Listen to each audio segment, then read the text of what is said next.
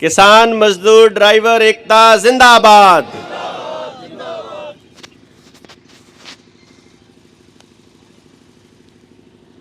सारे जो ड्राइवर भाई इकट्ठे हुए हैं, हमारी माताएं बहनें, तमाम किसान संगठन पंजाब हरियाणा से आए हुए भाई नरेंद्र डांडा जी, भाई दशरथ जी, और इस आंदोलन, इस मीटिंग में जितने भी ड्राइवर भाई शामिल हुए हैं, मैं एक बार आपकी सहमति से थोड़ा सा बात को आगे पीछे जोड़ने की कोशिश करूं, अगर आप मुझे इजाज़त देंगे तो, कि ये लड़ाई में किसान का, मजदूर का, कर्मचारी का एक साथ आना क्यों ज़रूरी है। और जो अभी आप बोल रहे थे कि बोलना सीख लो, बोलना सीख लो, हमने पिछले 4 सालों में एक चीज़ नोटिस करी जब से किसान आंदोलन शुरू हुआ था, कि जिस भी भाई को अपनी बात रखनी आती है, उसको अपने अधिकारों का पता है, जिसको अपनी असलियत पता है, जिसको ये मालूम है मैं कौन हूँ और जो सामने मेरे से बात कर रहा है वो कौन है, वो तो चैन से जी सकता है। वरना आपकी तरह इस कंफ्यूजन में रहेगा, इस दुविधा में रहेगा कि करूं क्या, कहां जाएं, किससे गुहार लगाएं। ऐसा तो हो नहीं सकता कि आरटीओ आपसे पैसे मांग रहा है, आपके उल जुलूल चालान कर रहा है, आपके ट्रैक्टरों को पकड़ के रख रहा है, तो ये बात मंत्रालय को नहीं पता होगी। क्यों जी, पता नहीं होगी क्या? गृह मंत्री को पता नहीं हो, या फिर पुलिस के एसपी को पता ना हो, या मुख्यमंत्री को पता ना हो? इसका मतलब उनको तो पता है। अब ये बात गांव के लोगों को ना पता हो, उसके लिए जिसको नहीं पता उस तक लेके जानी पड़ेगी, और क्या गलत है ये बताना पड़ेगा। भाई जैसे हम यहां आए, आपके साथी जब अपने साथियों से बात कर रहे थे जनता सरकार मोर्चा से, तो हमें लगा कि यार ये इन लोगों के साथ तो एकदम से ज्यादती हो रही है, और पता हम लोगों को भी नहीं, बोला हम जो समाज के मुद्दे उठा रहे हैं हमको भी नहीं मालूम है कि गड़बड़ चल रही है इतनी बड़ी। क्योंकि इस गेम को समझते हुए हम लोग भी बैंकिंग के खिलाफ जब लड़ रहे थे, तो पार्किंग लॉट वालों के साथ बैंक वालों की और पुलिस वालों की जो गठजोड़ है, उसका हमको मालूम था कि आपका ट्रैक्टर जो है उठा करके ले गए और पुलिस वालों ने पार्किंग में जाके खड़ा कर दिया, तो जब आप ट्रैक्टर वहां से लेके जाओगे तो क्या होगा? एक दिन का कितना रुपया लेते हैं? 600 रुपया। 600 रुपए से लेके 1000 रुपए तक आपसे ले लिया। अब वो पुलिस नहीं दे रही है, ट्रैक्टर तो पुलिस का है ना। एक बात बताओ, आप सड़क पे चल रहे थे, आप जब तक उस ट्रैक्टर पे बैठे हो तब तक ट्रैक्टर आपका है, तब तक माल आपका है। पुलिस ने ये कहा कि हम तुम्हारा ट्रैक्टर इंपाउंड कर रहे हैं, और ट्रैक्टर जाकर के उसने जहां भी खड़ा किया, उसको खड़ा करने का किराया पुलिस वाले को देना चाहिए कि आपको देना चाहिए? उसने खड़ा कराया ना यार। मेरा नुकसान जो ट्रैक्टर ना चलने की वजह से हुआ वो तो हो गया, वो तो उसने करने की कोशिश करी, उसी में उसने हमारे को फंसा लिया। लेकिन जहां उसने ट्रैक्टर खड़ा किया, यदि उसके पास ट्रैक्टर खड़ा करने की जगह नहीं है, तो उसका किराया मैं क्यों दूंगा भाई? किराए का कौन सा एग्रीमेंट है कि चालान के बाद या इंपाउंड होने के बाद जब गाड़ी खड़ी होएगी तो उसके खड़ी करने का किराया भी मालिक देगा? ये तो कोई लॉजिक बना नहीं।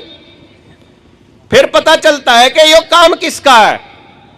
भाई इसको, पराली को खेत में उगा तो किसान रहा है, आप लोग इसको ढो रहे हो, और जो खा रहा है वो दिल्ली में बैठा या किसी बड़े शहर में बैठा हुआ, उसको अगर अपने डंगरों को इसको खिलाना है, क्योंकि मुझे जहां तक समझता हूं ये चारे के लिए इस्तेमाल की जा रही है।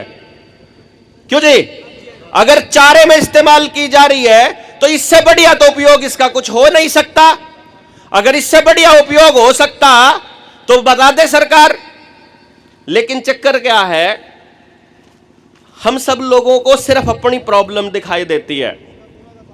हम सब लोगों को दूसरे की प्रॉब्लम देखने की आदत नहीं है। इसी की वजह से हर आदमी की ऐसी तैसी होकर रखी हुई है। किसान को सिर्फ अपनी फसल का एमएसपी नजर आ रहा है, वो भी अपने मुकदमे करवा रहा है, वो भी अपने सिर फुड़वा रहा है। दुकानदार को अपना सिर्फ जीएसटी दिखाई दे रहा है, इसीलिए वो भी अपनी दुकान को लुटवा रहा है। आप लोगों को केवल अपनी पराली दिखाई दे रही है। नौकरी ना करने जिनको मिली है उन बेरोजगारों को सिर्फ अपनी नौकरी नजर आ रही है, इसीलिए वहां एचपीएससी के दरवाजे के आगे 10, 12, 15 अभ्यर्थी बैठे हुए हैं। फिर कभी सीटेट वाले बैठ जाते हैं, कभी कॉलेज वाले बैठ जाते हैं, और इस तरीके से हम सब लोग अलग अलग लड़ाई लड़ते हुए और अपने अपने सिर फड़वाते रहते हैं और मुकदमे करवाते रहते हैं। मुकदमे सुनने के लिए पूरे जज नहीं इनके पास, और जितने लोगों पर अत्याचार कर रहे हैं इनको रखने के लिए जेल नहीं है इनके पास। पर हम लोग डरते हैं क्योंकि ये लोग बड़ा अच्छा खेल खेलते हैं। ये क्या करते हैं कि जैसे यहां सीआईडी के लोग खड़े होंगे, वो सीआईडी के लोग क्या करेंगे, यहां की कॉपी देखेंगे, अटेंडेंस की शीट देखेंगे, जो जो स्टेज पे यहां बोलने आएगा उनको देखेंगे, और फिर उनको देखने के बाद अब उनको मैनेज करेंगे। अलग अलग फोन आएगा, हाँ जी बलारा जी आप वहां गए थे, हाँ गए थे, आपकी क्या प्रॉब्लम थी? मका मारे भाई, मारे भतीजे, मारे काके ताऊ थे भाई, ज्यादा दिक्कत थी, उनने दिक्कत होगी तो तकलीफ हमने भी होगी। क्यों? क्योंकि जब दिल्ली में इनकी पराली नहीं पहुंची, 10 दिन तक आपकी पराली ना पहुंचो और महीने तक ही ना पहुंचो, डीड नहीं आ जाएगी सारी दिल्ली का, आ नहीं जाओगी के। लेकिन हमारे उन साथियों को कौन बताए जो अपना व्यक्तिगत लालच में नहीं छोड़ सकते लेके जाना, या लालच नहीं है, कई बार मजबूरी होती है। भाई घर में पैसे थे नहीं, बड़का ने के खुआ होगा। अगर मान लो वो रोज के कमा रहा है, क्योंकि इस लॉकडाउन ने, इस बीमारी ने ये शरीर खराब करके और समाज खराब करके जो पूरे समाज का ताना बाना खराब किया है, इसकी वजह से आमदनी हो गई सबकी ठप, सबकी टोटली, और सबको एक फीलिंग दे दी है, एक फीलिंग दी है, उसको समझना पड़ा। वो फीलिंग क्या है, वो एहसास क्या है? सबसे पहला एहसास हम सब लोगों को एक है कि मैं इस पूरी दुनिया में अकेला हूं, मेरा कोई नहीं है। यही बात समाज में चलाते हैं ना ये लोग, पॉलिटिशियन लोग, कि कोई किसी को नहीं रहे। इस टाइप की बात आपके दिमाग में घर कर जाएगी। जब आपको जरूरत पड़ेगी, हो सकता है दूसरा तबका आपकी मदद करने के लिए भी ना आए, तो पहले तो ये देखा कि मैं अकेला हूं और मैं अकेला इतने बड़े तंत्र से नहीं लड़ सकता। यह फीलिंग आने के बाद आदमी वैसे ही कमजोर महसूस करता है। दूसरी फीलिंग उसने एक दे रखी है पूरे समाज को, और इस बात को बहुत गौर से सुनना पड़ेगा, आपको बहुत समझना पड़ेगा। ये छोटी छोटी बात नहीं है जो मैं अब कहने वाला हूं। हो सकता है आप लोगों को, कई लोगों को बुरा लगे, लेकिन लगता रहे भाई 100 बार लगे, जो बात सच है वह सच है। कोरोना था, बीमारी सच्ची थी कि झूठी थी? बताओ भाई, सच्ची कौन कौन कहा है इसने? एक भी मानस नहीं है जो इन्हें सच्ची कंधा हो। मतलब सरकार ने हमारे साथ फ्रॉड किया, 3 साल तक, 2 साल तक हमारे ऊपर लॉकडाउन लगा के हमारे सारे धंधे चौपट करे, और उसमें जितना कर्जा हमारे हिस्से में आया और जो हमारे दुकान और बिजनेस बर्बाद हुई, उसकी जिम्मेदारी एक आदमी की है, जिसको मैं अडानी का पालतू कुत्ता बोलता हूं। कौन है अडानी का पालतू कुत्ता? मैं नाम लिंदा ही नहीं, तुमने सारा बेरा है नहीं, क्यों मैं नाम लूंगा तो कहेंगे कि बोलता है। अब एक आदमी ने आपको लॉकडाउन लगा दिया, फिर आप लोगों को लगाई वैक्सीन। वैक्सीन झूठी थी कि सच्ची थी? हां जी बताओ। उसका जो असर हो रहा है शरीर के ऊपर, वो जात देख के हो रहा है, अक पार्टी देख के हो रहा है, गांव देख के हो रहा है, अक सब का हो रहा है, सब का हो रहा है। इसका मतलब नाश होने में किसी की कसर तो रह नहीं रही। क्यों जी, रह रही के नहीं रह रही कसर। अब आप लोगों में ये बात क्यों छेड़ी मैंने? क्योंकि ये ताजा है इसलिए छेड़ी। और आपको इसका आने वाले समय में आपके बच्चों के ऊपर इसका क्या असर पड़ने वाला है, इसलिए छेड़ी। और जो काम आज करोगे उसका असर भी आपकी अगली पीढ़ियों पर पड़ेगा, इसलिए छेड़ी। आपको 1970 में हरित क्रांति लाई गई ये कह करके कि देश के अंदर अनाज की कमी थी। न्यू क्या लाई थे? क्या आपको पता है कि अपने देश में कभी भी अनाज की कमी नहीं रही? अपना देश जिसको भारत कहते हैं, भारत गांवों में बसता है, केवल गांवों में। शहर भारत का हिस्सा नहीं है, यह हम सब लोगों को नहीं पता ना, या पता है? लैंड रेवेन्यू रूल 1972 उठा के देखो, आपको पता चलेगा। हर साल 4 कॉपियां छपती हैं उसकी, एक मुंबई, एक दिल्ली, एक मद्रास और एक कलकत्ता। 4 प्रोविंसेस जो उस टाइम पर थी, जिनको महानगर बोलते हैं, वहां पे सिर्फ लैंड रेवेन्यू के अधिकारियों के लिए ही छपती है, आम पब्लिक के लिए वो किताब जारी नहीं होती। उसको भारत सरकार छापती है। कौन छापता है? कौन छापता है? कौन बताओ जरा? भारत सरकार छापती है। आप लोगों ने कभी भारत सरकार का दफ्तर देखा कहीं? भारत सरकार, देखो ध्यान देना, जितने कागज छपते हैं वो छपते हैं गैजेट पे, भारत सरकार के गैजेट पे।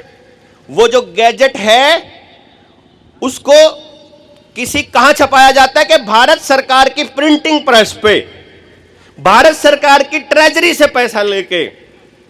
जो भी अधिकारी केंद्र में बैठा है या कहीं भी बैठा है, चाहे विधानसभा हो, चाहे लोकसभा हो, चाहे राज्यसभा हो, चाहे प्रधानमंत्री हो, चाहे चपड़ासी हो, और बीच के जितने मर्जी नौकर, चपड़ासी से लेकर राष्ट्रपति तक सारे तनख्वाह लेते हैं। अरे बताओ तो, तनख्वाह लेते हैं? तनख्वाह लेते हैं तो नौकर लेते होंगे तनख्वाह, तो काम के बदले तनख्वाह नौकर लेता है। वो नौकर हैं किसके? भारत सरकार के। आप विधानसभा में सेंट्रल सेक्रेटेरिएट चंडीगढ़ जाओगे, मैं विधानसभा में गया था, मैं सचिवालय में गया था सेक्रेटेरिएट में, मैं होम मिनिस्ट्री में गया था, मैं एग्रीकल्चर मिनिस्टर के पास गया था। आपने सारे मंत्रालय में गए होंगे। आप कदे भारत सरकार के दफ्तर में भी गए हो क्या? नहीं गए ना? भारत सरकार क्या है फिर? अगर भारत सरकार के दफ्तर में नहीं गए कदे, तो फिर वह भारत सरकार कौन है? बात सोचने की है कि नहीं है? न्यू बताओ पहले, क्योंकि यहीं से आपका समाधान निकलेगा। इस लाइन से, इसी लाइन से किसान का समाधान निकलेगा, इसी से रोजगार का समाधान निकलेगा, इसी से अपने देश के अंदर आ रही गरीबी और जो कर्जे में डूबते जा रहे हो इसका समाधान निकलेगा। जिस दिन आपको यह मालूम पड़ेगा भारत सरकार कौन है। पुलिस वाला है, आपका चालान करता है, उस चालान करने की परमिशन उसको किसने दी होगी? उसके बड़े अधिकारी ने, उसने दी होगी, बड़े अधिकारी ने। जीडी और डीजीपी तो ऊपर तो अधिकारी पुलिस में होता नहीं, क्यों जी? नहीं होता। उस डीजीपी तक किसने दी होगी? होम मिनिस्ट्री ने। होम मिनिस्ट्री तक किसने दी वह ताकत? भला विधानसभा ने। विधानसभा तक वह ताकत किसने दी? विधानसभा को वो निर्णय लेने की ताकत किसने दी? हमने उसको वोट दिया और उसको ये कहा कि जा, मैं तुझे अपनी ताकत देता हूं और मेरी ताकत का इस्तेमाल करके ऐसी पॉलिसी बना, ऐसी नीति बना कि मेरे आने वाली पीढ़ियां सुख चैन से जी सके और ठीक से रह सके। इसीलिए करते होगे आप इसी उम्मीद में कि मैं तुझे अपनी ताकत देता हूं। फिर एक विधानसभा में एक जो एमएलए के लिए चुनाव लड़ रहा था, मेंबर ऑफ लेजिस्लेटिव असेंबली के लिए, उसको जिस भी कैंडिडेट को सबसे ज्यादा लोगों ने अपनी ताकत दे दी, वो उस पूरी विधानसभा के लोगों के लिए पॉलिसी बनाएगा। ऐसा ही बनता है। इसका मतलब जो पुलिस वाले को चालान काटने की जो ताकत है वह किसकी ताकत है? हमारी। नंबर 2,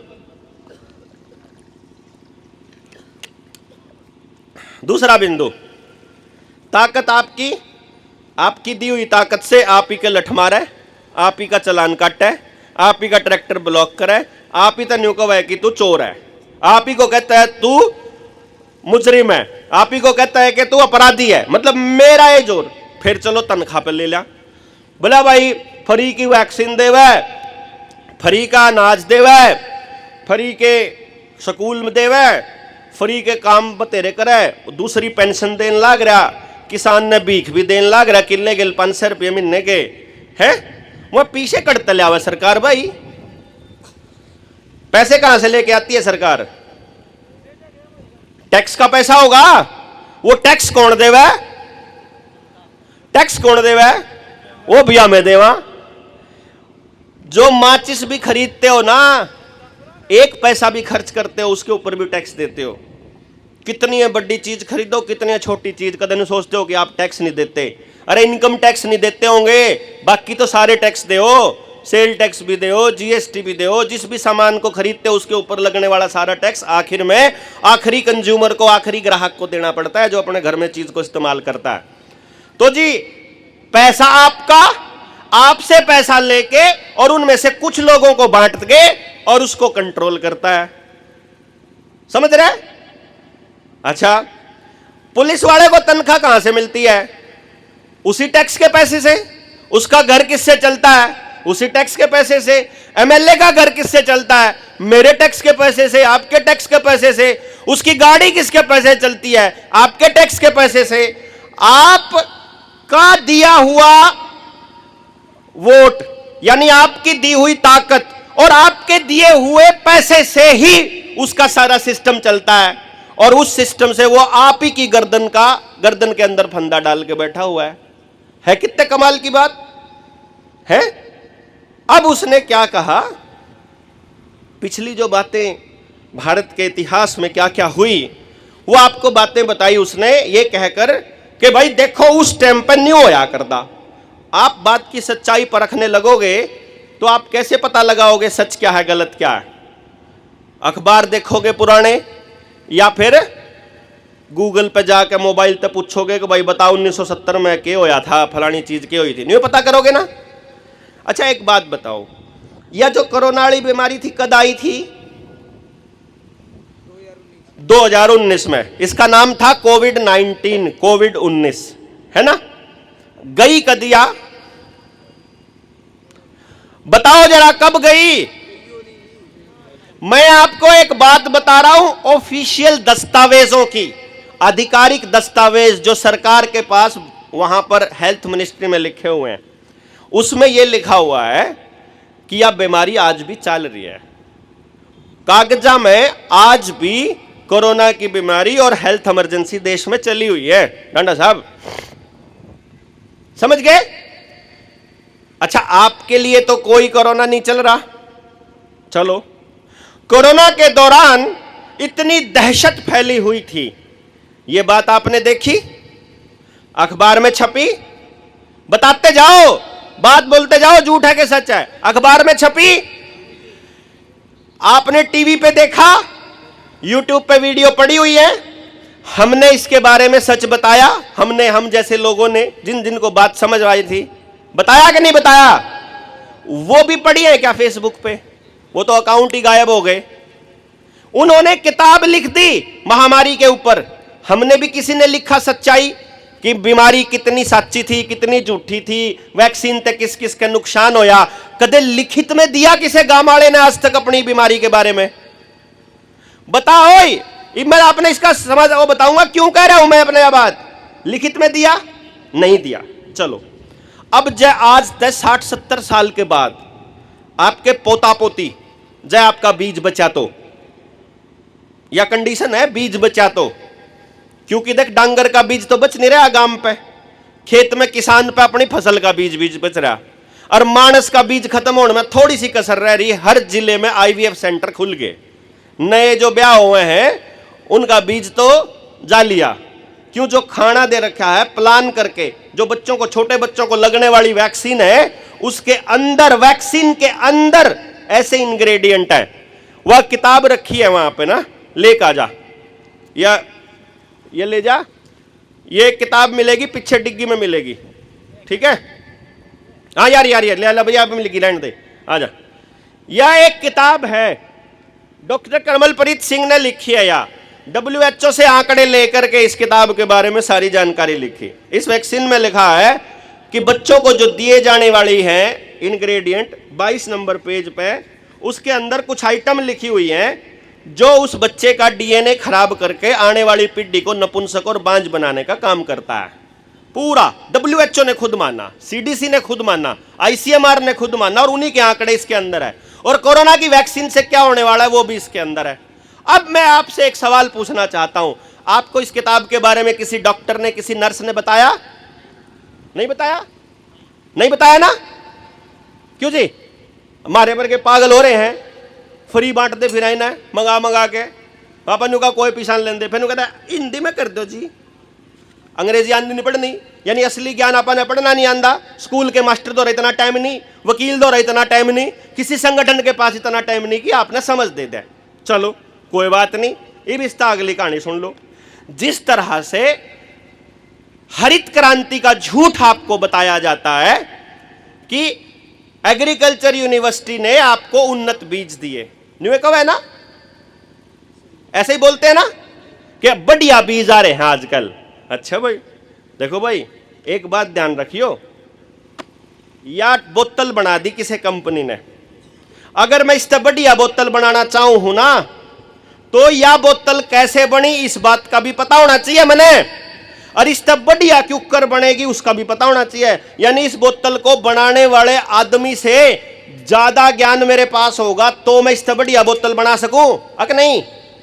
जो देसी बीज है किसने बनाए? कुदरत ने, परमात्मा ने। तो जो यूनिवर्सिटी में पढ़ने वाला साइंटिस्ट है वो परमात्मा से बड़ा ज्ञान नहीं है भाई? बताइए जरा, उससे बढ़िया बीज बना सके? बीज बना सकता हो तो बताओ, बीज बना सके कि वो बीज में छेड़छाड़ तो कर सके, वो बीज ने बिगाड़ तो सके, बढ़िया कौन बना सकता? क्योंकि कुदरत जब बीज बनाती है ना तो वो बाकी सारे चीजों का ख्याल रखती है। आसपास कौन से पौधे होंगे, जब वो पौधा मरेगा तो जमीन को क्या दे के जाएगा, और दूसरा पौधा उगने के लिए उसमें क्या क्या खास होगा। कुदरत इतना ख्याल रखती है कि वो खत्म ना हो, वो दूसरे किसी पौधे में आ जाए, उसका खत्म होया बने कि नहीं बने। ये जो नए बीज बना हुए हैं यूनिवर्सिटी वाले, ये सिर्फ और सिर्फ पैदावार का लालच देके उस बीज के अंदर ऐसी आइटम डाल देते हैं जो उस जमीन को भी खराब करते हैं और आसपास की वनस्पति को भी। 1 लाख, 10 लाख, 5 लाख पुराने पेड़ काट के नए पेड़ लगाने की बात कह रही है सरकार। वो पेड़ होने में 100 साल लग गए, 200 साल लग गए, 500 साल लग गए, और ईब जो पौधे लगाने लग रही उन्हें पेड़ बनने में पता नहीं कितना टाइम लगेगा। कमाल की बात यह है, जो देसी पेड़ पौधा है, जो देसी प्लांट है कितने भी, उनकी जड़ जाया करे न्यू सीधी, और जो ये हाइब्रिड है इनकी जड़ जावे न्यू। तो जो देसी है वो जमीन को बिल्कुल खराब नहीं करता, और जो हाइब्रिड है वो जमीन ने कति सही रहने नहीं देता, तो जमीन ने भी बांझ बनाने लग रहा। अब मैं यह बात क्यों कह रहा हूं? क्योंकि आप लोगों को गलत जानकारियां देकर के और उस तरफ दिशा में फैला दिया। अब मैं जिसे बात पाऊंगा, क्योंकि आपकी प्रॉब्लम, ऐसा कोई तबका नहीं है समाज का जिससे सीधी सीधी ना जुड़ी हुई हो। अगर आप लोग ये पराली दिल्ली में लेके जाना बंद कर दोगे या बड़े शहरों में लेके जाना बंद कर दोगे, जहां की गौशालाओं में, जहां की डेयरी में इसको चारे के रूप में इस्तेमाल किया जाता है, तो वहां भूखी मर जाएंगी गां भैंस। उनका दूध निकालने के लिए, भूखी डांगर का दूध निकालने के चक्कर में उनको इंजेक्शन लगाने पड़ेंगे, जबरदस्ती दूध काटने खातर। उन बालक जहर पीवेंगे जो बालक उनका दूध पीवेंगे। अगर कितने दिन तक रखेगा, उन्हें पराली खरीदनी पड़ेगी, तो पराली खरीदनी महंगी खरीदनी पड़ेगी। अगर महंगी खरीदनी पड़ेगी तो दूध महंगा हो जाएगा, तो समाज का हर तबका महंगाई से जूझेगा। इसको समझना आप। शहर में रहने वाला हर आदमी भूखा मरने के लिए तैयार हो जाएगा, न्यू समझ लो, दूध के मामले में। और फिर केमिकल मिला हुआ पैकेट वाला खाना आसानी से बिक पाएगा, वो पैकेट वाला दूध आसानी से बिक पाएगा। इसका मतलब ये जो पराली पे जो आपकी जिंदगी को मुश्किल कर रखा है, पराली के नाम पर चालान काट के, ये सिर्फ और सिर्फ आपको परेशान करने के लिए नहीं है, बल्कि बड़ी बड़ी कंपनियों के पैकेट के दूध के लिए है, ताकि छोटी डेयरी वाला, लोकल डेयरी वाला आदमी बर्बाद हो सके, उसका जीना मुश्किल हो सके। तो यह डेयरी वाले को भी समझाना पड़ेगा कि मेरी बर्बादी में तेरी भी बर्बादी है। और पैकेट वाले दूध में के केमिकल है उसके बारे में सच बताऊंगा तो फिर यह सांझ तक की कहानी हो जाएगी। 3 दिन लगा हमने पूरा षड्यंत्र बताने में, 3 दिन न्यू बताने में कि ये सारे आपस में कैसे जुड़े हुए हैं। वो जो कट्टा होया करे ना अपना सीमेंट का, खार का, उसमें एक तागा इस तरीके से बुना हुआ है, वो एक जगह तक थोड़ा पकड़ के खोलो और खोल दे जाओगे तो खींच दे सारा खुल जाओ, बड़े नहीं बात या। और सरकार ने पता है कि ये सारे धागे आपस में जुड़े हुए हैं, एक न रोक दो बाकी सब की गर्दन अपने आप टाइट हो जाएगी।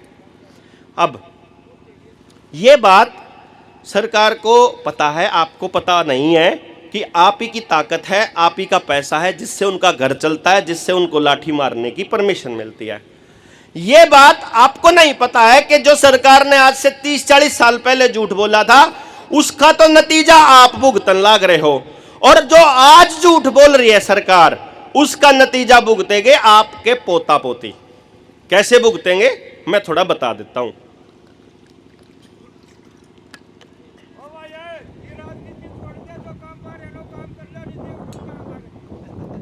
ये जो चालान काटे है ना, यह राजनीति है, राजनीतिकरण आया तो जान दे, कोई बात को नहीं। जिसने न्यू नहीं समझ मानता ना कि ये सारे आपस में जुड़ रहे, फिर कोई बेशक बैठो ना भाई। हाँ रुक जाओ एक सेकंड। हाँ वैसे प्रोटोकॉल के खिलाफ है, पहले बोलना तो ये था। दिलबाग मेरा नाम है, पिल्लूखेड़ा से हूँ, 10 साल ट्रक यूनियन का मेंबर रहा हूँ। इन काम का हमने बेरा है, फिर ये तो मिंड के ताखड़ी में चढ़ाने वाली बात, कोई बात को नहीं। हाँ अब इब ट्रक आड़ा का सुन लो, सुनियो, ये ट्रक यूनियन के प्रेसिडेंट रहे हैं और इब ट्रक आड़ा ने क्यों कर खराब करने लग रहे हैं। वहां इनकी एक ट्रक के पीछे, ट्रक के अंदर जीपीएस का ट्रैकर लगता है, पता है क्या आपको? जो माइक में पहले पकड़ लेंदा न्यू कह इधर और डाल की राजनीति। अरे मूर्खो, जब तक एक नहीं होगे जब तक बातें नहीं बनती। वो तो ये तो आम ये सरकारें भेजा कर इसे ईशाना है भाई कौन सा है भाई, तो कि मैं किसी ने गलत कही है बलारा साहब ने, तारे खातर बताता हूँ कि मैं ज्ञान नहीं देता होगा। जिन बातों का हमने बेरा नहीं उठ कर जा भाई बला था कौन सा किसी ने, वो तो अपने में है को नींद के वो तो भेजे रखे जो कि मैं बात बता बलारा साहब ने बताई वो तारे खातर बताई है भाई। किसी ने बेरा है आड़ा का बता दे भाई, तो हम नहीं बता दे, हमने बेरा पड़ जाएगा। बुला लो बलारा साहब, उसने बुला लो। वो आया ही खराब करना था, वो तो भेजा सीआईडी वाला का आदमी है। जो अगर पुलिस वाला दौरा शादी वर्दी में नहीं आकर माहौल खराब करने वाले थाने में ना, जब जाओ आप पुलिस वाला बात करना तो शादी वर्दी में उनके मानस हो आकर हैं। हाँ हाँ, जो भाषण सुनना रहा वो जास के भाई, जो लड़ना रहा है वो बैठे, पहले समस्या समझ लो, पहले न्यू समझ लो तारीख के बन रही है। वहां आन लाग रहे और बतेरे आन लाग रहे हैं, वो एक गया बेचारा और 20 आन लाग रहे। चलो मैं जो इस बात ने आज्ञा करूंगा, मैं भाई साहब दिलबाग भाई ने जो बात बताई थी मैं उसने पूरा कर दूं एक बार। मैं इस को ट्रक यूनियन के साथ भी जोड़ना चाहूं। थाने वाले टाइम में ट्रक आड़ा के लायक खेल खेला है सरकार ने बहुत शानदार तरीके से। इनके ट्रका में जीपीएस ट्रैकर लगवा दिया और न्यू कह दिया जीपीएस से आपके ट्रक को ट्रैक करना आसान हो जाएगा कि ट्रक कित है। न्यू कहा था ना, न्यू कह के लगा दिया। असली खेल के है कि उस ट्रैकर का जो रिकॉर्ड है, उस ट्रैकर का जो असली आईडी है वह अंबानी, अडानी और बड़े बड़े जो लॉजिस्टिक हाउस है उनके पास है। वो उस ट्रैकर में कलेक्ट करके ये देखते कि इतने ट्रक जो हैं वह आसाम तक चल लिए, इतने राजस्थान तक चल लिए, इतने उड़े तक चल लिए। जब तक वह ट्रक कति नजदीक नहीं होंगे उस खदान के या उस फैक्ट्री के जहां से उन्हें सामान लोड करना है, इतना वह अपने ट्रका ना भीतर लेके कौन जान दे। और जैसे ही आप उसके नजदीक पहुंचो उससे पहले लाइन में उनके ट्रक आले हैं। बने कि नहीं बने? तो सिर्फ बड़े जो हाउस हैं, जो बड़े इंडस्ट्री वालों के हाउस है, सिर्फ वो जिएंगे। जैसे मैंने अभी दूध का बताया कि आपकी ये पराली वहां ना जाने से समाज के हर तबके को नुकसान होएगा, वैसे ही छोटा ट्रक वाला जब पूरा कमाई ना कर पाएगा, घर भी नहीं जा पाएगा, सेहत भी खराब करेगा, किस्त भी नहीं दे पाओगा, तो उसके ट्रक ना वो है बड़ा वाला ट्रक वाला खरीदेगा। बन रही है कि नहीं बन रही? है कि नहीं है? सिंगल मोटर मालिक को मार के बड़ी कंपनियों का प्लान है, या इनकी लैंग्वेज है, क्योंकि ये प्रधान रहे हैं न बेरा है इस सारी कहानी का। यस, 152 डी इन खातर नहीं है वो हाँ, ये पॉलिटिकल लोगों के लिए है, आम इंसान के लिए नहीं है। किसान का ट्रैक्टर वहां नहीं जा सकता, किसान का साइकिल नहीं जा सकता, किसान की रेडी नहीं जा सकती, 3 व्हीलर नहीं जा सकता, मोटरसाइकिल नहीं जा सकती, है ना? खाली ट्रैक्टर भी कौन जान देंगे, इसको समझ लो आप। चलो अब एक बात बताइयो जी, कोई दिक्कत को नहीं है, एकदम सेट है। एक बात बताइयो, कोरोना की बीमारी आज तक गई नहीं है, आपको मालूम नहीं है, कागजा में लिखी हुई है। आज से 60 साल बाद जब आपके पोता पोती सरकार से सवाल पूछेंगे, वो कहेंगे कि हमको हमारे अधिकार दो, तो सरकार क्या बोलेगी? कौन से अधिकार? बोलेगा हम इस देश के मालिक हैं। बोले अच्छा, मालिक हो तो मालिक तो देता है ना। अभी जैसे किसान आंदोलन से पहले किसान अन्नदाता था, लेकिन अब उसने साल का 6,000 रुपया प्रति एकड़ लेना चालू कर दिया। अब वो अन्न भिखारी हो गया कि नहीं हो गया? अब वो अन्नदाता तो नहीं रहा होगा? बताइए जी, दाता तो दिया करे कि मांग्या करे? दिया करे ना। अगर आप इस देश के मालिक हो तो आप दोगे कि लेओगे? बताइयो, मालिक देवेगा कि लेगा? लेकिन सरकार क्या बोलेगी आज से 60 साल बाद?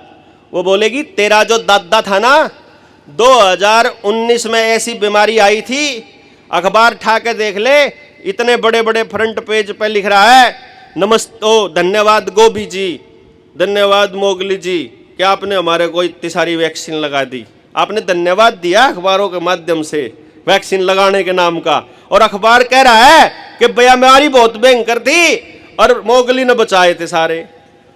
है कि नहीं? अखबार तो नहीं कह रहा।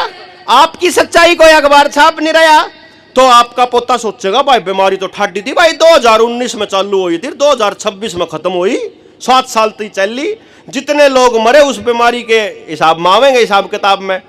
फिर न्यू कहेगा और सुन, थारे तो भूखे मरे थे, पैदा होंदे तो वैक्सीन लाई बड़का के, जब तो तारे बाप दादा जिंदा रह पाए। फिर अपनी छोरी ने पालन का भी ब्योत कौन था उन पे, तो थारे बाप दादा पे तो छोरी ने पालने के पीछे लिया कर दे, कन्या निधि राशि में, लाडली योजना में लिया करो ना छोरी के पीछे। भाई जो छोरी ने अपनी ने बोझ समझा है, पाल नहीं सकता, वो ब्याह करने तक के पीछे सरकार पे लिया करदा, इतना भिखारी था तारा दादा। फिर नु कहेंगे ऐसा काम था, अपने बालक का वैक्सीन भी नहीं लुआ करदा, हम फ्री दिया कर दे उन्हें सारी वैक्सीन। और इतना नकम्मा था, आंगनबाड़ी में चूरी हम दिया कर दे, अपने बालका ने खवाने की भी अक्ल कौन थी उन्हें तो। और ईसा बेवकूफ था तारा दादा।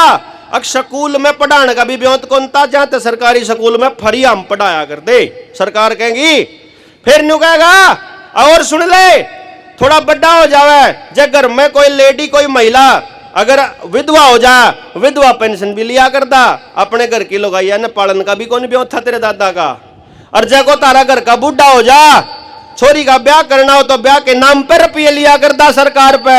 और जब तारा घर में कोई बूढ़ा हो जाए तो बूढ़े न पालन के भी रुपये लिया करता, बुढ़ापा पेंशन के। और इसे न कम में थे रांडे पेंशन भी लिया करते। हो गया कि नहीं? और सुनो, सिर्फ पैसे पैसे कौन लिया करते? 5 किलो अनाज देना पड़ा करता, जब जाके रोटी खाया कर दे। रोटी खाने का भी ब्योत कौन था 2019 में तेरे बाप दादा का? अपने पोता पोती तो कहा करेगा, वो नुकाएगा अकना मेरा दादा बता के गया था, अक 5 किलो राशन हम कौन लिया कर दे। लेकिन भाई कागजा में तो चढ़ रहा है, कागजा में तो चढ़ रहा है ना, 5-5 किले वाला के भी 10-10 किले वाला के भी कागजा में चढ़ रहा है। चाहे कोई 10 किला का जमींदार बना बैठा हो, चाहे वो राशन वाले थे, कोटे वाले थे, न्यू कह धंधा तू राख लिए, मैंने तेरा अनाज नहीं चाहिए। लेकिन कागजम न्यू चढ़ रहा है कि बेखारी था यो बेखारी, इस पे नहीं दाने भी खाने होया करते, दाने भी हम दिया करते। कदे नहीं सोचते हो कि ये 85 करोड़ लोगों को जो अनाज देने लाग रहे हैं, ये कोई आपके लिए देने लाग रहे हैं। पहला टारगेट है एफसीआई के गोदाम खाली करना। इस जगह पे जित आप खड़े हो ना, एफसीआई का गोदाम था यो, अड़ा अनाज दे रहा करदा, यो अनाज चला गया अडानी के वहां। आने वाले टाइम में फसल आपकी होड़ कौन देवे।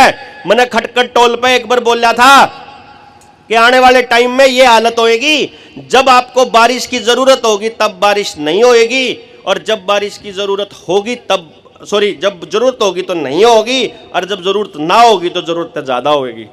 आज के इस टाइम पे ठंड की जरूरत है हिमाचल को, बर्फ पड़ती है आज के दिनों में, अगर बर्फ ना पड़े तो सेब की फसल नहीं होती। ईब जाके देखोगे शिमला यहाँ से गर्म है, वहां उन्होंने क्लाउड सीडिंग करके और सूरज की रोशनी को ही बाधित कर दिया। वह जो जहाज जाया करे ना, पाछा लंबी लाइन छोड़ दे, वो थोड़े टाइम के बाद उन्हें पाट पाट के बादल बन जाया करे। वो केमिकल होते हैं, वो जिस भी फसल पे पड़ेंगे, जिस पौधे पे पड़ेंगे, जिस मानस की खाल पे पड़ेंगे, जिस डांगर की खाल पे पड़ेंगे, वह 100% कैंसर होगा। अरे यह बात अपन बेरा को नहीं। ठीक, ऊपर से बादल कब रोकने हैं, बादल कब लाने हैं, बारिश कब लानी है, इसकी टेक्नोलॉजी 1945 से बनकर तैयार पड़ी इंदौर है। और ये उस टाइम से लेके मैनिपुलेट करने लग रहे, सही टाइम का इंतजार कर रहे थे, अब सही टाइम आ गया। किसान पे अपना बीज को नहीं, गांव पे अपने डांगर को नहीं, किसे गांव पे अपना पानी को नहीं रह रहा, किसे पे भी 2 साल का अनाज हटोर को नहीं रह रहा। ये जो से आप शहर में रहो हो, मान लो कस्बे में रंदा हो, कस्बे में किसी पे भी पूरे साल का अनाज कौन होता, वो दुकान से लेके आता है। और जो लॉकडाउन लग जाता है तो 3 दिन से फालतू का अनाज या चून किसी भी दुकान पे नहीं है, 3 दिन तक फालतू का। इसका मतलब आने वाले टाइम की लड़ाई के लिए ये लोग तो तैयार हैं। भूखे मर्दे अंबानी अडानी के साइलोज पर जाकर अटैक करोगे, न्यू कह के मारा अनाज दो, तो उन्होंने अग्निवीर तैयार कर दिया आपके रपिया के लिया। तो बंदूक उठा की मैं जब, क्योंकि अग्निवीर कौन है, किसान का बेटा अग्निवीर कौन लग गया, क्या आरएसएस के कच्छाधारियों के बालक लाग रहे हैं उड़ा। अरे बन्यू कह रहे हैं पक्के वही होंगे जिनसे ब्याह नहीं करेंगे ना कद्दे भी, जब तक वो पक्के होने के बाद एफिडेविट देना पड़ेगा। जो कर आपने अपने ट्रैक्टर का एफिडेविट देना पड़े ना, अग्निवीर ने एफिडेविट देना पड़े कि पक्के होने के बाद मैं ब्याह नहीं करूंगा, जिंदगी भर कुंवारा रहूंगा, गुलामी करेगा। इब एक बात बताओ, इतिहास लिखा जान लग रहा है, बता दो जरा, भिखारी हो के तुम सारे नहीं हो, लेकिन कागजा में लिखे जान लग रहे, और आपके पोता पोती को बताएंगे। फिर आ गया समाधान पे बात कि भाई या जो रोड़ा है, यो जो झगड़ा है, चालान कटन लाग रहे हैं, एफिडेविट लिखवा है 50-50 हजार का रोड़ा। यू तो जिले वाइज आप कलेक्टर ने दे के ज्ञापन, एक बड़ी रैली करके सारे गांव ने समझा के इसने तो रुकवा देंगे, कोई बात को नहीं, इस पर तो रोड़ा हो जाएगा, यो तो आप थोड़ी लड़ाई ना थोड़ा चल लेंगे। लेकिन जो इसके बाद की जो नाश होने लग रहा है, उस खातर तैयार होके, उस लड़ाई के लिए तैयार होके आप लोग लड़ाइयां नहीं बेरा, समस्याएं नहीं बेरा, समाधान तो जब करोगे लड़ोगे तो जब नुए नहीं बेरा दुश्मन कौन है, नुए नहीं पता गांव का नाश क्यों करो रहा है। ऐसा कैसे हो गया कि सबते गांव में एक भी घर कौन जिसमें सारे के सारे ठीक ठाक मानस हो? है कोई घर जिसमें बीमारी ना हो? बताइयो, एक घर भी नहीं बच रहा जिसमें कोई बीमारी ना हो, एक घर नहीं बच रहा जिसमें डिप्रेशन ना हो, एक घर नहीं बच रहा जो प्यार तरंदा हो, सारे घर का जूत बाज रहा। एक गांव नहीं है जिसमें नशा ना हो, एक गांव नहीं है जिसमें अपराध ना हो, और एक गांव में एक भी घर नहीं है जो कर्जम ना हो, एक भी घर नहीं जो कर्जम ना हो। चाहे कोई 100 किला का मालक हो, चाहे किसी का 60 फैक्ट्री हो, चाहे किसी का 20 फैक्ट्री हो, चाहे कोई करोड़पति हो, चाहे कोई आपकी तरह हमारी तरह दिहाड़ी करता हो, एक भी मानस ऐसा नहीं है जो कर्जम ना हो। यार ऐसा कैसे हो गया कि कति बड़ नाश हो गया यार? ये कोई साधारण बात नहीं है, ये प्लानिंग का हिस्सा है। ये प्लानिंग कौन करन लाग रहा, क्यों करन लाग रहा, क्यों कर लड़ांगे, किससे लड़ांगे? अब तो आपस में दुश्मन मान गए थे। वो बेचारा होगा बीजेपी का नाश तो उसका भी होने लाग रहा, सब तक वैक्सीन तो बीजेपी वाले ने लगवा रखी, हम तो उसकी भी लड़ाई लड़न लाग रहे। क्यों भाई? आपने कल परसों दुबलदन में थे, हमने उड़े एक नारा दिया था, जो कांग्रेस के साथ है वो गांव के साथ नहीं, जो बीजेपी के साथ है वो गांव के साथ नहीं, जो किसी भी पॉलिटिकल पार्टी के साथ है वो गांव के साथ नहीं हो सकता। इवन जो देवेंद्र बलारा के साथ है वो गांव के साथ नहीं हो सकता, क्योंकि जो गांव के साथ है वो सिर्फ गांव के साथ है, वो फिर तेरे और मेरे गेल नहीं हो सकता। और क्योंकि गांव ही भारत है, तो जो गांव के साथ है केवल वही भारत के साथ है। क्योंकि नाश जब होगा ना, जो मैंने अपराध की, नशे की बात बताई, पुलिस वाले खड़े होंगे आड़े, सीआईडी वाले, उनकी औलाद तभी मोबाइल दे रखा है, उनकी औलाद भी नशेड़ी बनने लग रही, उनका सब तगड़ा अपराध तो उन्हें कहा रहा जिनके नौकरी करने हैं, जिनसे आज से 30-40 साल पहले गांव छोड़ के शहर चले गए थे, उन्हें के बालक आज के टाइम पर नशेड़ी वनु का आड़ा कुछ नहीं धरा इस देश के अंदर। क्यों? पहले हम तो उन्हें न्यू क्या गांव में कमी नहीं धरा, शहर में आ जा। इब उनकी औलाद का शहर में कमी नहीं धरा, मन अमरीका भेज, फिर अमरीका चला जावे, फिर उल्टा आंदा ही नहीं। वह बूढ़ा बूढ़ी एकले पड़े हैं, पूरा पंजाब गांव के गांव कति खाली पड़े। ना पड़े हो तो बताओ सरदार जी, बिल्कुल जो ब्लैंक पड़े हैं। मतलब ऐसे कैसे कि सारी जवानी खत्म? ये आपको नहीं लगता ये कोई षड्यंत्र है? आपको नहीं लगता कि आपके गांव के अंदर जितनी दुकान है, जितनी भी दुकान है, उस दुकान पर लाने वाला पैकेट के अंदर आने वाला सामान एक बार पलट के देख तो लो, उसमें क्या सौदा है? दुबलदन में एक साथी हमने देख के तड़के तले के सांझ थी, भूखे बाने मंड रहे थे, बिस्कुट के पैकेट ले आए। मैं बिस्किट का जब पैकेट ले आया तो मैंने उसकी मंडन लग गया, तो मैंने रोक दिया। मैं कहा एक बार सारे गांव वालों में बताऊंगा इसमें के है। मैंने वो पैकेट सिर्फ पढ़ दिया, इसमें के सौदा है। एक भाई बैठा था, मैं कहा तू इसमें बतांदा रहो के है इसमें, इसका साइड इफेक्ट बता, इसका साइड इफेक्ट बता। जो उस बिस्किट के अंदर था सिर्फ 1.8% आइटम थी कोकोनट पाउडर, नारियल का पाउडर, नारियल के बिस्कुट थे। बाकी के 99.2% सौदा सारा कैंसर का, बांझपन का, नपुंसकता का था। सारा, जितनी नमकीन, जितने बिस्किट, जितना तेल, जो सौदा मिल रहा है पैकेट में दुकान पे, एक भी सौदा आपके खाने के लिए नहीं है। ये कैसे हो गया भाई? उस सरकार ने यो कौन बेरा? इन पुलिस वाला का, इन इनकम टैक्स वाला का, फूड इंस्पेक्टर का, इनका दिद्दा फूट गया उस टाइम पे जब हमारा नाश होने लग रहा है। लेकिन नहीं जी, आपको तो सिर्फ ये सवाल पूछना है कि मेरा वाली समस्या हल हो जाओ, बाकी देश जाओ बाढ़ में। अपन तो अपनी अपनी पड़ रही है, मेरा समाधान हो जाओ बस। मैं सरकारी नौकरी पर था, मेरी घरवाली सरकारी स्कूल में पढ़ा रही थी। इतना बढ़िया सेंटर चंडीगढ़ में चल रहा, एक बैच पे तो हम 5 करोड़ रुपए कमाया करते 2 महीना के। 100 बालक 5 लाख एक बालक की फीस, मुंह मांगी फीस दिया करते। मैंने उस तीनों का अपनी घरवाली, तो मैं कहा देख तेरे पे 2 राह है, कह तो तू रुपया का ढेर खड़ा करके अपने छोरे ने दे दिया, और नाश आगे आने वाले टाइम में नशा अपराध बिल्कुल खबाट दिखने लग रहा है। और क्या फिर इस समाज ने थोड़ा ढंग से काम कर लिया, इस समाज ने समझा लिया कि एक साथ आए बिना क्यों कर? क्योंकि आप जो यो काम कर रहे हो, यो किसान का बेटा करा करता है। यो काम जो आप यो काम कर रहे हो ना भाई, किसान खेत में उगाने लग रहा है, उस पैदावार को बाहर लेके जाने का काम उसकी औलाद करने लग रही है। तो आज के नाश हो रहा है कि आज आप किसान की गेल न्यू गठजोड़ करके न्यू बां में बां का लेके नहीं लड़ सकते। क्या चीज रोक रही है अपन है, लेकिन अपन बेरा को नहीं पूरी समस्या का, इसलिए सिर्फ अपनी ही समस्या नजर आ रही है।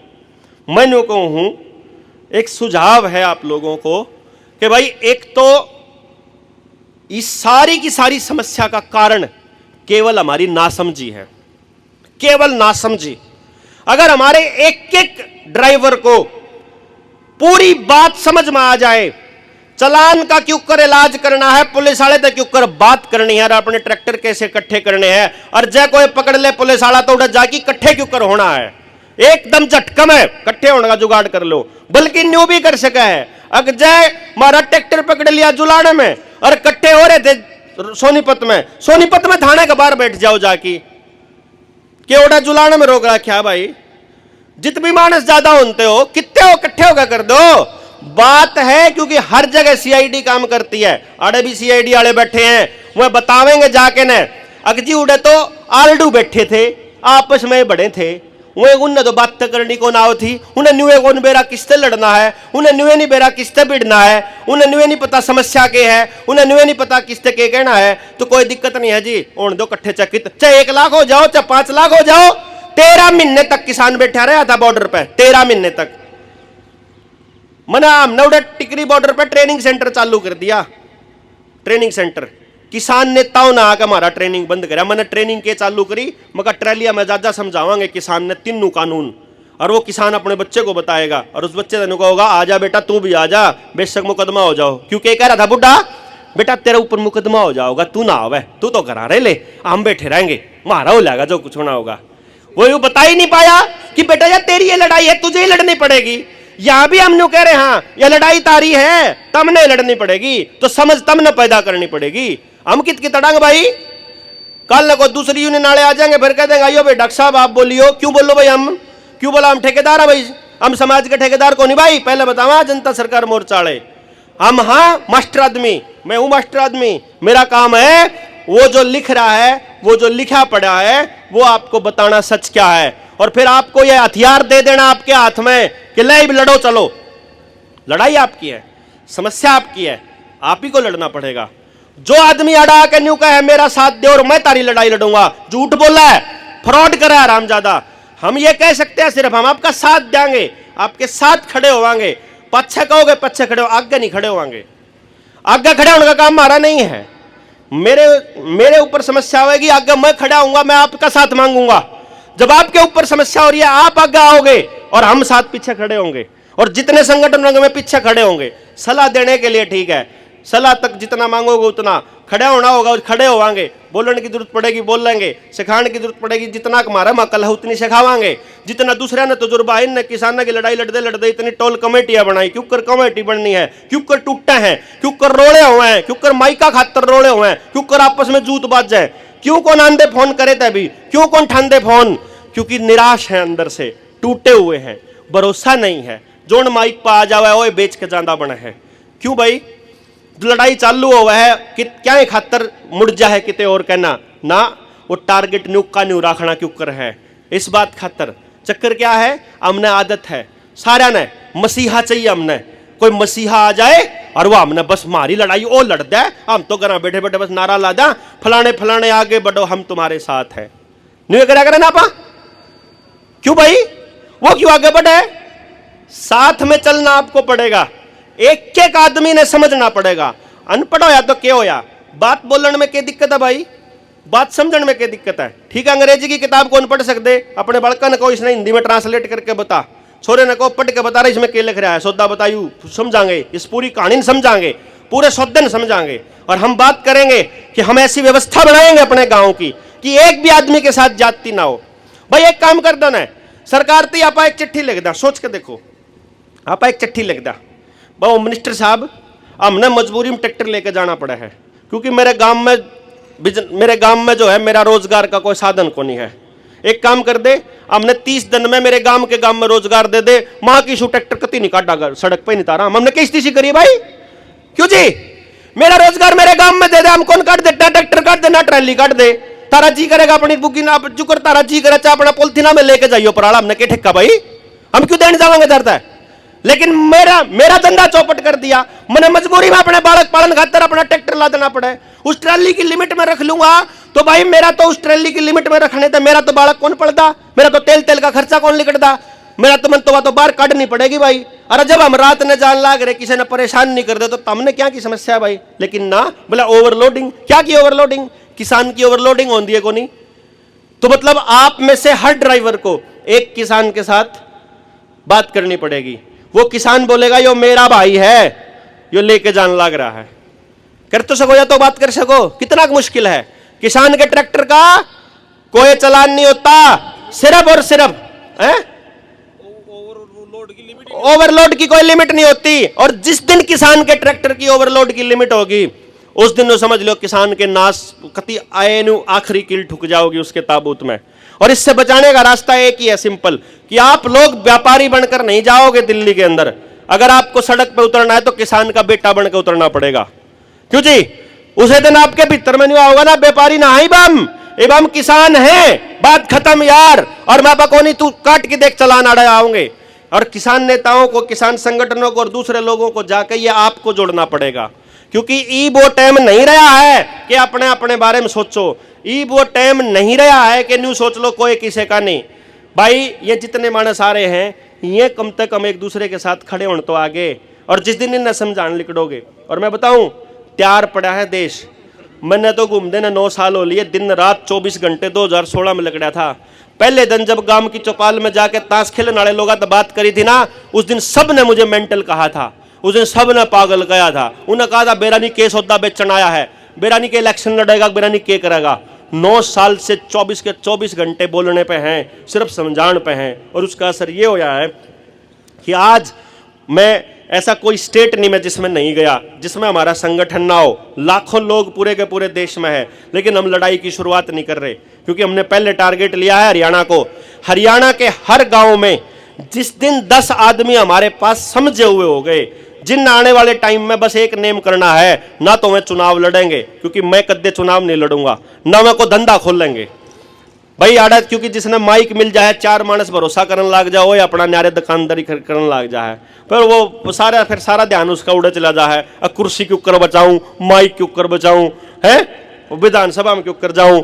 उस पेंडा चटाने खातर भाई गांव में तो 10 मानस दे दो बस, उन्हें वो खाना मरण देवे गांव, उन्हें सारी समझ देवांगे, जिसमें जल जंगल जमीन जानवर रोटी बेटी माटी खेत खेड़ा खाप शिक्षा स्वास्थ्य न्याय राजनीति खेती और धर्म पूंजीवाद का कति नाश मार सका आपा गांव के गांव में। और मैं इस बात की गारंटी दे हूं, किताब आने लग रही है 23 मार्च ने, जिसमें हर गांव को अंदर गांव का धन गांव में ही कैसे रखना है, एक भी रुपया उद्योगपतियों के पास ना जाए, क्योंकि आपकी कमर तोड़ने की ताकत इनको आपके टैक्स और आपके ब्याज से मिलती है।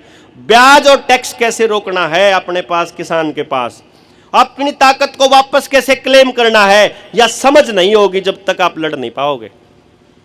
या लड़ सकते हो बिना समझ के?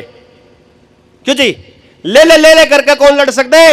जब चारों बॉर्डर पर बैठे हुए लाखों किसानों के आगे 13 महीने तक यहां हरामखोर अड़के थे, तो हम कितने होंगे भाई ट्रैक्टर ट्राली वाले, कितने दंती, ये अपना जुगाड़ टोलेंगे। ये क्या करेंगे अपने ट्रैक्टर ट्राली। मान लो एक बात बताओ, आपने हड़ताल कर दी 1 महीने खातर, अरे मेरे भाई ये तो त्यारे बैठे हैं, तम हड़ताल करो।